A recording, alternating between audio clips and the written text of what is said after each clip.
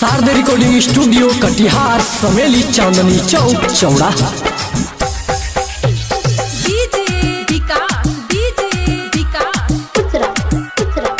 राह चलते में बाजे पायला ए सुनती हो कैले बारू तू हमरा के पागल तुम्ही को कहता हूँ सुनो। राह चलते में बाजे पायला हो कैले बारू तू हमरा के पागल हमके तू हो दीवाना बनैलू हमके तू हो दीवाना बनैलू बड़ उड़ैलू तू हो कैले पागल कैले पागल कैले पागल फराक तोहर छोट हो तोहर ओढ़नी से लागल बा छोट हो कैले पागल फराक तोहर छोट हो तोहर ओढ़नी से लागल बा छोट हो अरे साचो हो।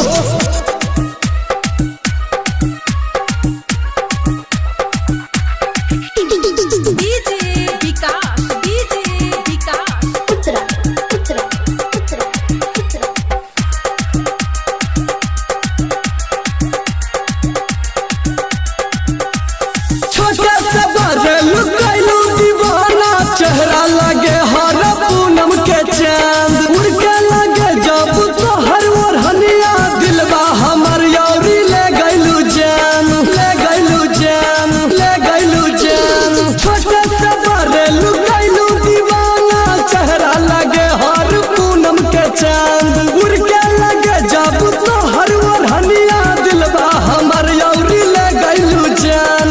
कुछ कही तो कह नहीं पाई कुछ कही तो कह नहीं पाई दिल बदल हमर सगरी तसो कैले पागल सुना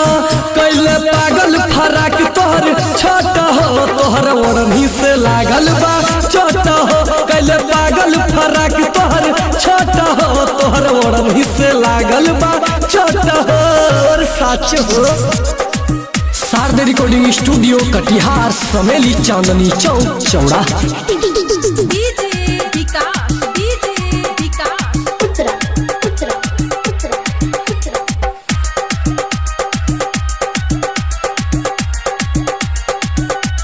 दीपू कपिल के तू किस्मत में बारू वही से भइल बा तोर से त भेंट नीरज सुपर के ऊपर दया के हो गइलू जिंदगी में हमरा तो से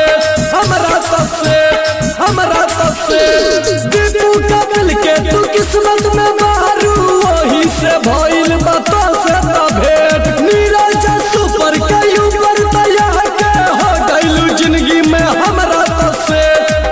आप चला कइल जाई मजा आप चला कइल जाई मजा लूटावल जाई सगरे हो नोट कैले पागल कैले पागल कैले पागल फराक तोहर छोट हो तोहर ओढ़नी से लागल बा छोट हो कैले पागल फराक तोहर छोट हो तोहर ओढ़नी से लागल बा छोट हो।